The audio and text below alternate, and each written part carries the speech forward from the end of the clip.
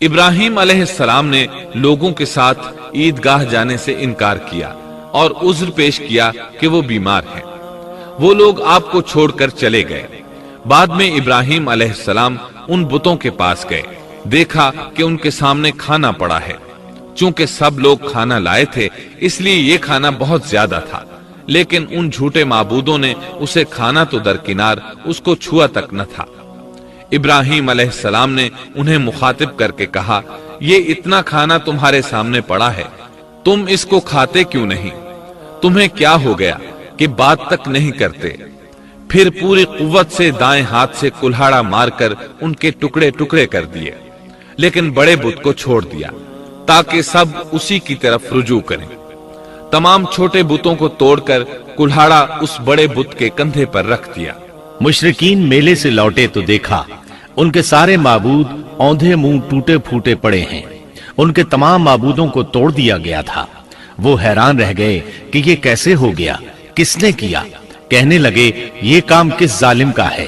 اس نے ہمارے معبودوں کی توہین کی ہے۔ اس وقت جن لوگوں نے ابراہیم علیہ السلام کا وہ کلام سنا تھا انہیں ان کا خیال آ گیا۔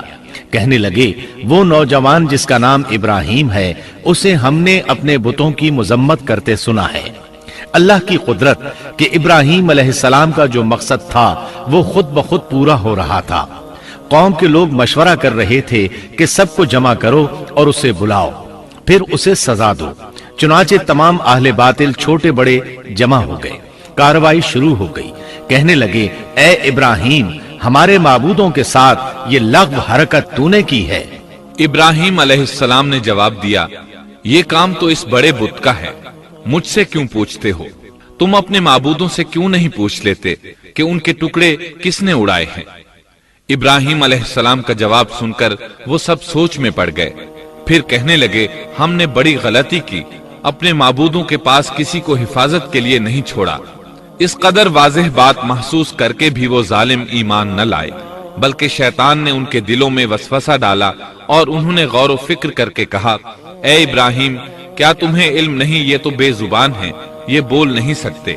اب ابراہیم علیہ السلام نے فرمایا، تب پھر تم اللہ کے سوا اس چیز کی عبادت کرتے ہو جو تمہیں کچھ بھی نفع نہ دے سکے اور نہ نقصان پہنچا سکے۔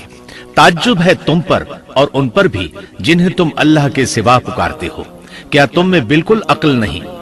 اس طرح ابراہیم علیہ السلام نے ان پر حقیقت خوب اچھی طرح واضح کر دی۔ ان سے فرمایا، تم ان کی پوجا کرتے ہو جن کو تم خود تراشتے ہو، یعنی ان کا حال تو یہ ہے کہ تم نے ان کو خود اپنے ہاتھوں سے تراشا اور ان کی عبادت کرنے لگے، جبکہ تمہیں اور تمہاری بنائی ہوئی چیزوں کو اللہ ہی نے پیدا کیا ہے۔ ابراہیم علیہ السلام نے ایک کلہاڑے کی مدد سے ان سب بتوں کو تہس نہس کر دیا تھا۔ یہ اس بات کی واضح ترین نشانی تھی کہ یہ بالکل بے بس ہیں، لیکن اس واضح نشانی کے باوجود وہ اپنے کفر ہی پر ڈٹے رہے اور لگے ابراہیم علیہ السلام کو دھمکیاں دینے۔ کہنے لگے، اس کے لیے ایک آتش کدہ بناؤ اور اسے اس دہکتی آگ میں ڈال دو۔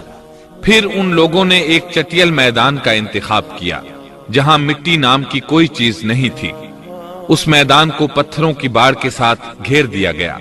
پھر سب لوگوں کو حکم دیا گیا کہ وہ لکڑیاں جمع کر کے اس گھیری ہوئی جگہ میں رکھیں۔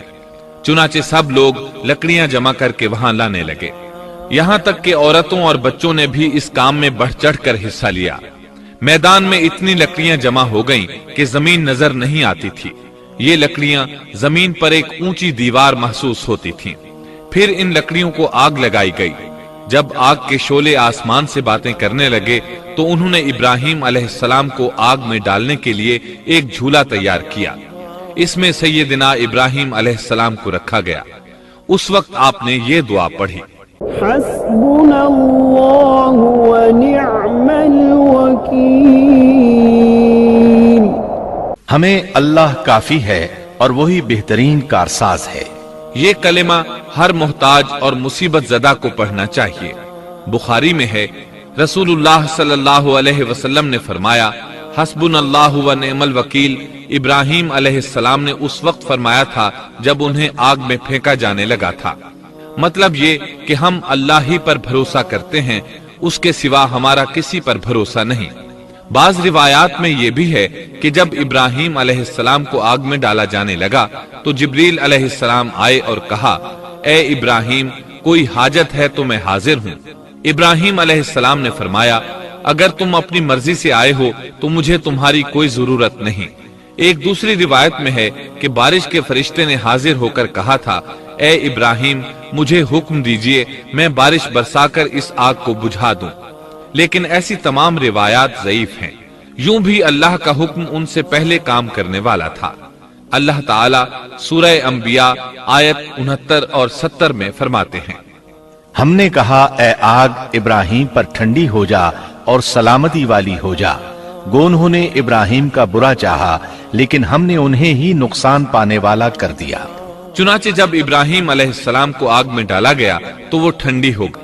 छुरी अल्लाह के हुक्म के बगैर नहीं काट सकती, इसलिए कि ये भी अल्लाह की मखलूक हैं और उनकी कुदरत भी अल्लाह के पास है। वो चाहे तो उनको कुदरत अता कर दे, चाहे तो कुदरत वापस ले ले। आग को ठंडा होने का हुक्म हुआ, वो ठंडी हो गई। उसने न इब्राहिम अलैहिस्सलाम के कपड़े जलाए, न जिस्म के किसी हिस्से को कोई नुकसान पहुंचाया। सिर्फ वो रस्सियां जलाईं जिनसे आपको बांधा गया था। सुभान अल्लाह। लोग आग के गिर्द इस इंतजार में खड़े थे कि जो ही उन्हें आग में फेंका जाएगा वो जलकर राख हो जाएंगे। लेकिन वो ये देखकर हैरान रह गए कि इब्राहिम अलैहिस्सलाम बड़े नाज से आग के दरमियान बैठे हैं।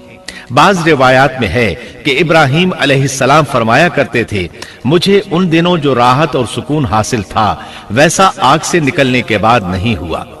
लोग इस मोजज़े को देखकर हैरत ज़दा थे।